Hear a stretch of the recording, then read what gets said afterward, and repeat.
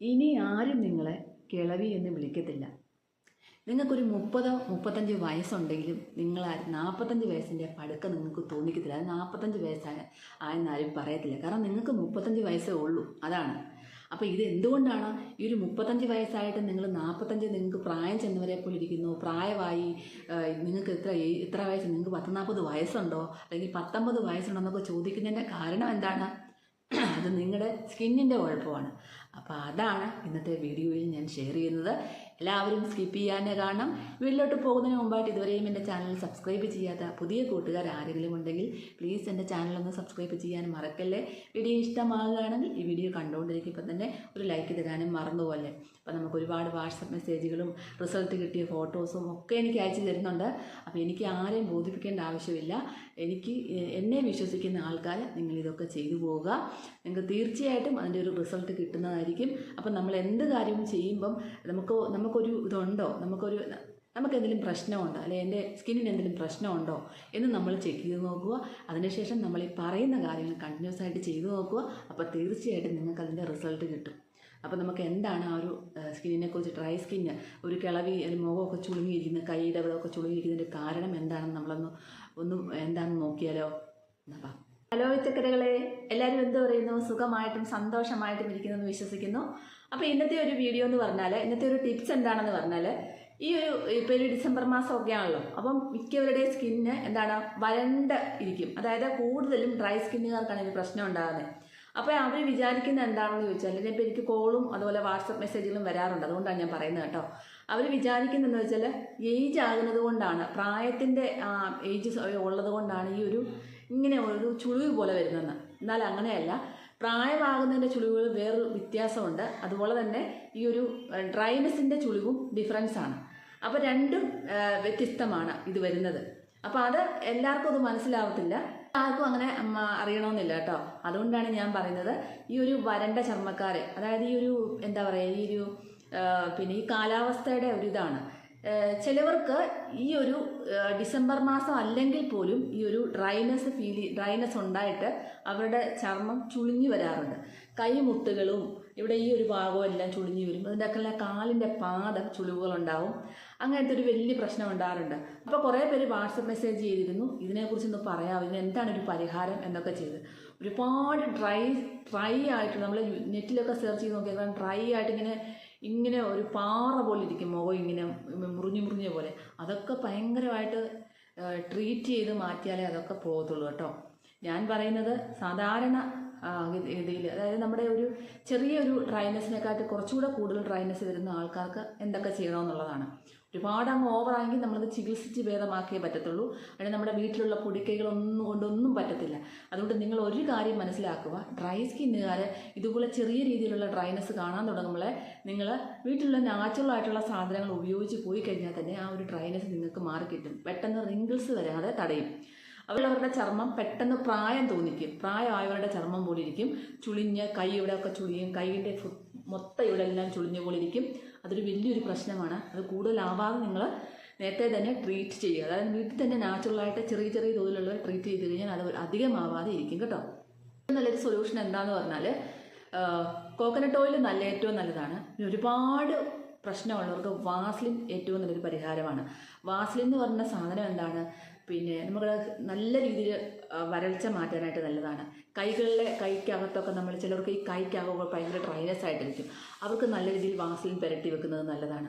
പിന്നെ നമ്മുടെ ഈ മുട്ടുകളിലൊക്കെ വരണ്ട് ചുളുങ്ങിയിരിക്കുന്നവർക്ക് വാസ്ലിനും നല്ലെണ്ണയും മിക്സ് ചെയ്തിട്ട് തേക്കണം. ഒന്ന് ചൂടാക്കിയതിന് ശേഷം വാസ്ലിനൂടെ നന്നായിട്ട് അതിൻ്റെ കൂട്ടത്തിൽ ചൂടാക്കി ഒന്ന് മിക്സാക്കി എടുക്കുക, എന്നിട്ട് തേക്കുക. ഇല്ലെങ്കിൽ നിങ്ങൾ ആദ്യം വാസ്ലിൻ തേച്ചതിന് ശേഷം നല്ലെണ്ണ അതിൻ്റെ പുറത്ത് പുരട്ടുക.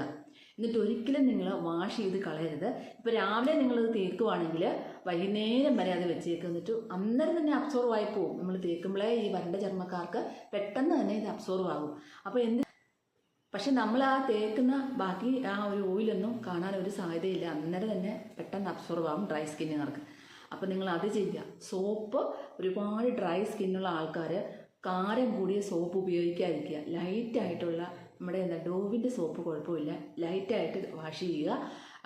ശരീരമാണെങ്കിലും കൈകളും കാലുകളും ഒക്കെ ആണെങ്കിലും ചിലർക്ക് മിക്കവാറും ദേഹത്തെക്കാട്ടിലും കൂടുതൽ കയ്യിലും കാലിലും മുഖത്തും ഒക്കെ ആയിരിക്കും വരുന്നത്.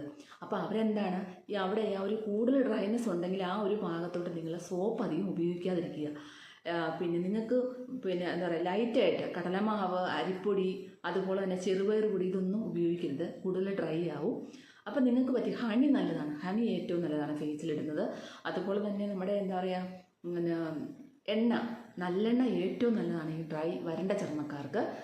പിന്നെ ആ നല്ലെണ്ണ നല്ല ചൂടാക്കിയിട്ട് ഞാൻ പറഞ്ഞ പോലെ ദേഹത്ത് മൊത്തം നമുക്ക് വാസലിനോട് മിക്സ് ചെയ്ത് തേക്കാം. അതുപോലെ തന്നെ കൈകളിലും അതുപോലെ തേക്കാം. മുഖത്ത് നിങ്ങൾക്ക് വാസലിൻ തേക്കണ്ട, നല്ലെണ്ണ മാത്രം തേച്ച് പോവുക. നല്ലെണ്ണ നല്ല രീതിയിൽ തേച്ച് പിടിപ്പിക്കുക. എന്നിട്ട് നിങ്ങൾ സോപ്പ് ഉപയോഗിച്ച് കഴുകരുത്. കഴുകിക്കഴിഞ്ഞാൽ വീണ്ടും ചർമ്മം വരേണ്ടി വരും. അതുകൊണ്ട് ഡ്രൈ സ്കിന്നുകാർ എപ്പോഴും ശ്രദ്ധിക്കേണ്ട ഒരു കാര്യം, ചർമ്മം നല്ലൊരു മോയ്സ്ചറായിട്ട് വെച്ചുകൊണ്ടിരിക്കുക, ഈർപ്പം നിലനിർത്തുക എപ്പോഴും ചർമ്മത്തിൽ. ഡ്രൈ ആക്കി വെക്കാൻ അനുവദിക്കരുത്. അങ്ങനെ നിങ്ങൾ ഡ്രൈ ആക്കി വെക്കാൻ അനുവദിച്ചിട്ടുണ്ടെങ്കിൽ നിങ്ങളുടെ ചർമ്മം വരണ്ട് കുറേ ഏജ് ആകുമ്പോൾ, നിങ്ങൾക്കൊരു 40 വയസ്സൊക്കെ ആകുമ്പോൾ തന്നെ നിങ്ങൾ ഒരു ഭയങ്കരമായിട്ട് കിളവിയായി പോകുന്നൊരു ഫീലായിപ്പോൾ നിങ്ങളുടെ മുഖത്തും കൈകാലുകളും ഒക്കെ ചുളിഞ്ഞ്. കാരണം എനിക്ക് ഒരുപാട് പേര് വാട്സപ്പ് മെസ്സേജ് അയക്കുന്നുണ്ട് ഇങ്ങനത്തെ പ്രശ്നമുള്ളവർ. അതുകൊണ്ടാണ് ഞാൻ പിന്നെയും എടുത്തു പറയുന്നത്. അവർക്കും ഉള്ള വീഡിയോ ആണിത് കേട്ടോ. അപ്പോൾ എനിക്കിതിപ്പോൾ ഒന്ന് കാണിക്കേണ്ട ആവശ്യമൊന്നുമില്ല. ഈ കാര്യങ്ങൾ നിങ്ങൾ കറക്റ്റായിട്ട് ചെയ്തു പോവുക, അല്ലെങ്കിൽ നിങ്ങളുടെ സ്കിന്ന് ഭയങ്കരമായിട്ട് മോശമാകും. ഓരോരുത്തരും ഞാനിടുന്ന പായ്ക്കോൾ ഇട്ടിട്ട് പറയുന്നുണ്ട്. പിന്നെ ചിലവർക്ക് ഞാൻ കടലമാവ് വെച്ച് അതുപോലെ തന്നെ അരിപ്പൊടി വെച്ചൊക്കെ പായ്ക്കോൾ ഇടാറുണ്ട്. അപ്പോൾ അത് ചെയ്ത് നോക്കുമ്പം ഓയിലി സ്കിന്നുകാർക്ക് നല്ല റിസൾട്ട് കാണുന്നുണ്ട്, പക്ഷേ ഡ്രൈ സ്കിന്നുകാർക്ക് റിസൾട്ട് കാണത്തില്ല.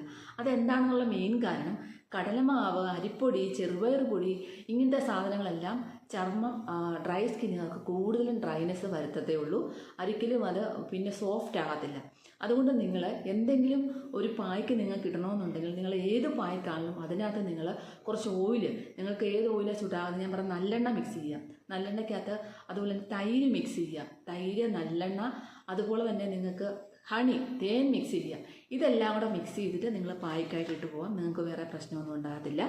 അതേസമയത്ത് നമ്മൾ ആ എടുക്കുന്ന ക്വാണ്ടിറ്റി, അതായത് കടലമാവും അരിപ്പൊടിയൊക്കെ ഇടുന്ന അതിൻ്റെ ക്വാണ്ടിറ്റി കുറച്ചെടുക്കുക. മറ്റുള്ള പിന്നെ ഹണി, എണ്ണ, അതുപോലൊക്കെയുള്ള സാധനങ്ങൾ, തൈരൊക്കെ കുറച്ച് കൂട്ടിയെടുക്കുക. എന്നിട്ട് നിങ്ങൾ ഫേസിൽ അപ്ലൈ ചെയ്യുക. അപ്പം നിങ്ങൾക്ക് ആ ഒരു നല്ല രീതിയിലുള്ള റിസൾട്ട് നിങ്ങൾക്ക് കിട്ടും. ചെയ്യാതിരുന്നെങ്കിൽ എന്താണ്, നിങ്ങൾക്കൊരു 30-35 വയസ്സേ ഉള്ളെന്ന് വെക്കുക. പക്ഷേ നിങ്ങൾക്ക് എന്താണ് ഒരു 10-45 വയസ്സിൻ്റെ ഒരു ഷേപ്പായിരിക്കും. ഷേപ്പ് എന്ന് പറഞ്ഞാൽ ഒരു സ്കിന്നായിരിക്കും നിങ്ങൾക്ക് കിട്ടുന്നത്. അങ്ങനെ ഒരുപാട് പേരുണ്ട്. അപ്പോൾ അത് നിങ്ങൾ ശ്രദ്ധിച്ചു പോവുക. എപ്പോഴും നല്ലതെന്ന് പറഞ്ഞാൽ നോർമൽ സ്കിന്നും ചെറുതായിട്ടുള്ള ഓയിലി സ്കിന്നുമാണ് ഏറ്റവും നല്ലത്. ഒരുപാട് ഓയിലി ആയാലും ഒരുപാട് ഡ്രൈ ആയാലും വിഷയമാണ്. പക്ഷേ ഡ്രൈ സ്കിന്നിനെക്കാട്ടി ഏറ്റവും ബെറ്റർ എന്ന് പറഞ്ഞാൽ ചെറുതായിട്ടുള്ള ഓയിലി സ്കിന്നും നോർമൽ സ്കിന്നും തന്നെയാണ് നല്ലത്. ഒരുപാട് ഓയിലി സ്കിന്നാണെങ്കിൽ അതിന് ഭയങ്കരമായിട്ട് കുരുക്കൾ വരും, പിമ്പിളൊക്കെ എപ്പോഴും വന്നുകൊണ്ടിരിക്കും. നോർമൽ സ്കിന്നാണ് ഏറ്റവും നല്ലത്. ഡ്രൈയും അല്ല ഓയിലിയും അല്ല, മീഡിയം സ്കിന്ന്. അപ്പോൾ അതാണ് എല്ലാവർക്കും നല്ലത് കേട്ടോ. പക്ഷെ നമുക്ക് എല്ലാവർക്കും അങ്ങനത്തെ സ്കിന്ന് കിട്ടണമെന്നില്ല. ചിലവരുടെ ഓയിലി ആയിരിക്കും, ചിലവരുടെ ഡ്രൈ ആയിരിക്കും, ചിലവരുടെ ഭയങ്കര ഡ്രൈ ആയിരിക്കും, ചിലവരുടെ ഭയങ്കരമായിട്ട് ഓയിലി ആയിരിക്കും, ചിലവരുടെ കോമ്പിനേഷൻ ആയിരിക്കും. മൂക്കിൻ്റെ ഇവിടെയും അതുപോലെ തന്നെ താഴെയുടെ ഈ ഭാഗവും നെറ്റിയുടെ ഇവിടെയൊക്കെ ഓയിലി ആയിരിക്കും. പക്ഷെ കവിള് നല്ല ചെറുതായിട്ട് ഡ്രൈ ആയിരിക്കും. ചിലവർക്ക് കവിള് ഓയിലി ആയിരിക്കും, ഈ ഭാഗമൊക്കെ ഡ്രൈ ആയിരിക്കും. അങ്ങനെ പല ടൈപ്പിൽ വരുന്നതാണ് കോമ്പിനേഷൻ സ്കിൻ എന്ന് പറയുന്നത്. അതുപോലെ തന്നെ നമുക്ക് സെൻസിറ്റീവ് സ്കിന്ന്, എന്ത് ചെയ്താലും മുഖം ചുമന്ന് തുടുക്കും. ഒരു ഫേഷ്യൽ ചെയ്താലും ഒന്ന് മസാജ് ചെയ്താലും എന്തിനൊരു പായ്ക്കിട്ടാലും എന്ത് ചെയ്താലും ഈ മുഖത്ത് റെഡിഷ് കളറാകും. അതാണ് സെൻസിറ്റീവ് സ്കിന്നുകാർ. അതിന് ഒരു സ്കിന്നുകാരുണ്ട് അലർജി ആയിട്ട്. അത് ഈ സെൻസിറ്റീവിൻ്റെ ഇതിലെല്ലാം ഉൾപ്പെടും. അലർജി ആയിട്ടുള്ള സ്കിന്നുകാരും ഈ സെൻസിറ്റീവിൽ ഉൾപ്പെടും. കാരണം സെൻസിറ്റീവുകാർക്ക് പോലും ഈ ചില കാര്യങ്ങൾ ഇടുമ്പം പിടിക്കത്തില്ല, അലർജി ഉണ്ടാകും. അല്ലാതെ നോർമൽ സ്കിന്നിനും ഡ്രൈ സ്കിന്നിനും അലർജി ഉള്ളവരുണ്ട്. എന്നാലും ഈ ഒരു എന്താ പറയുക, സെൻസിറ്റീവ് സ്കിന്നുകാർക്കും ചില കാര്യങ്ങൾ ഇട്ടാലൊന്നും എല്ലാവർക്കും ഇറിറ്റേഷൻ ഉണ്ടാകും. അലർജി സ്കിന്നായിട്ടുള്ളവരുണ്ട്. അപ്പോൾ അങ്ങനത്തെ ഉള്ളവരുണ്ട്. ചിലവർക്കാണെങ്കിൽ പൂർണ്ണമായിട്ടും ഫുള്ളായിട്ടും അലർജി സ്കിന്നായിരിക്കും. അവർക്ക് എന്തെങ്കിലും ഫേസിൽ ഇട്ടാൽ എന്താണ് ഭയങ്കര ചൊറിച്ചിൽ, പിന്നെ ഒന്നും പിടിക്കത്തില്ല. കടലമാവ്, അരിപ്പൊടി, എണ്ണകൾ ഒന്നും പിടിക്കാത്തവരുടെ സ്കിന്നുമുണ്ട്. അവരൊക്കെ എന്നെ വിളിക്കുന്നുണ്ട്. അവർ ചോദിക്കും, നിങ്ങൾ എന്താണ് ഒന്ന് ചെയ്യുന്നത് എന്ന് ചോദിക്കുന്നവരും ഉണ്ട് കേട്ടോ. എന്തെങ്കിലുമൊക്കെ സാധനം നമ്മളെ കാണും, എൻ്റെ കസ്റ്റഡിയിൽ എന്തെങ്കിലുമൊക്കെ കാണും അവർക്ക് പറഞ്ഞു കൊടുക്കാനായിട്ട്. അപ്പോൾ അത് ഞാൻ അവരോട് പറഞ്ഞു കൊടുക്കും, ട്രൈ ചെയ്ത് നോക്കുക. കാരണം എപ്പോഴും എന്ത് തേച്ചാലും സെൻസിറ്റീവ് ആയവരോട്, അലർജി സ്കിൻ ആയവരോട് നമ്മൾ ട്രൈ ചെയ്ത് നോക്കാനേ പറയത്തുള്ളൂ. നിങ്ങൾക്കത് പറ്റുന്നില്ലേ നിങ്ങൾ അന്നേരം ഉപയോഗിക്കുക, ഒന്നും പറ്റുന്നില്ലേ ഒന്നും ഉപയോഗിക്കാതിരിക്കുക. മനസ്സിലായോ? അതാണ് ഏറ്റവും ബെറ്റർ. എല്ലാവരുടെ സ്കിന്നും എല്ലാം നല്ലപോലെ ഇരിക്കണമെന്ന് ഒരു നിർബന്ധവും ആർക്കും എല്ലാവരുടെ സ്കിന്ന് പോലെ നല്ല ഭംഗിയുള്ള സ്കിൻ എപ്പോഴും കിട്ടണമെന്ന് നിർബന്ധവും നമ്മൾ പിടിക്കരുത്. അതുപോലെ തന്നെ നമുക്കൊരു സ്കിന്നുണ്ട്, നമ്മുടെ ഇപ്പോൾ ഡ്രൈ സ്കിന്നാണെന്നുണ്ടെങ്കിൽ നമ്മളത് മെയിൻറ്റെയിൻ ചെയ്ത് നല്ല മോയ്സ്ചറായിട്ട് വെച്ചിട്ട് നല്ല ഓയിലി ആയിട്ട് വെച്ച് എന്താ പറയുക കെയർ ചെയ്ത് പോകാൻ ശ്രമിക്കുക. അപ്പോൾ അതിൽ നമുക്ക് വലിയ കുഴപ്പമൊന്നുമില്ലാതെ മുമ്പോട്ട് പോകും. അതുപോലെ ഓയിലി സ്കിന്നുകാരാണെങ്കിൽ ഒരുപാട് എണ്ണമയ ഉള്ള ആഹാരങ്ങളും അതുപോലെ തന്നെ എന്താ പറയുക ഏത്തയ്ക്ക പൊരിച്ചത്, മീൻ വറുത്തത്, ബേക്കറി സാധനങ്ങൾ ഇതൊക്കെ ഒഴിവാക്കുകയാണെങ്കിൽ തീർച്ചയായിട്ടും അവരുടെ ഒരു ഓയിലി സ്കിന്നുകാർക്ക് പിമ്പിളൊക്കെ ധാരാളം വരും. അതൊക്കെ കുറയാനായിട്ട് ഒത്തിരി സഹായിക്കും. അവർ കൂടുതൽ ഇലക്കറികളും പച്ചക്കറികളും ഫ്രൂട്ട്സും കാര്യങ്ങളൊക്കെ ഉൾപ്പെടുത്തി പോകാൻ തന്നെ അവരുടെ സ്കിന്നിന് നല്ല മാറ്റം വരും. പക്ഷേ ഇങ്ങനെ തിന്ന് ശീലിച്ചവർ ഈ ബേക്കറി സാധനവും വറുത്തവും പൊരിച്ചതും പലഹാരം തിന്ന് തിരിച്ചവർക്ക് ഒരുപാട് ബുദ്ധിമുട്ടായിരിക്കും ഒന്ന് മാറ്റാനായിട്ട്. നമ്മളാണ് നമ്മളെ ശ്രദ്ധിക്കേണ്ടത്. നമ്മളെ ശ്രദ്ധിക്കാനായിട്ട് ആരും കാണത്തില്ല.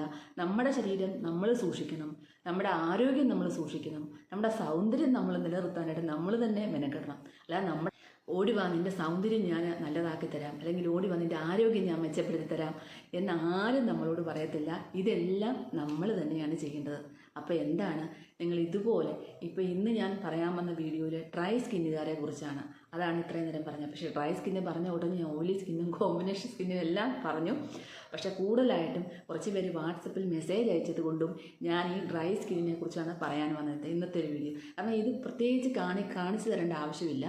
ഈ ഒരു കാര്യം നിങ്ങൾ ചെയ്തു പോവുക. ഞാൻ പറഞ്ഞ കാര്യങ്ങളെല്ലാം ചെയ്തു പോയാൽ തന്നെ നിങ്ങൾക്ക് നല്ല രീതിയിലൊരു മാറ്റം ഡ്രൈ സ്കിന്നുകാർക്കുണ്ടാകും. നിങ്ങൾക്ക് എന്തെങ്കിലും സംശയം ഉണ്ടെങ്കിൽ തീർച്ചയായിട്ടും നിങ്ങൾക്ക് വാട്സപ്പിൽ മെസ്സേജ് അയക്കാം.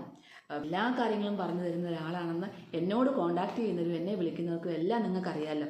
അപ്പോൾ അതുകൊണ്ട് നിങ്ങൾക്ക് ധൈര്യമായിട്ട് വിളിക്കാം. നിങ്ങളോടുള്ള കാര്യങ്ങളെല്ലാം ഞാൻ പറഞ്ഞു. ഓരോരുത്തർക്കും നല്ല റിസൾട്ട് കിട്ടുന്നതിൻ്റെ ഓരോ വാട്സപ്പ് മെസ്സേജുകളും ഫോട്ടോകളും ഒക്കെ എനിക്ക് അയച്ചു തരുന്നുണ്ട്. അപ്പോൾ എനിക്കത് ആരെയും ഇപ്പോൾ കാണിച്ച് ബോധ്യപ്പെടുത്തേണ്ട ആവശ്യമൊന്നുമില്ല.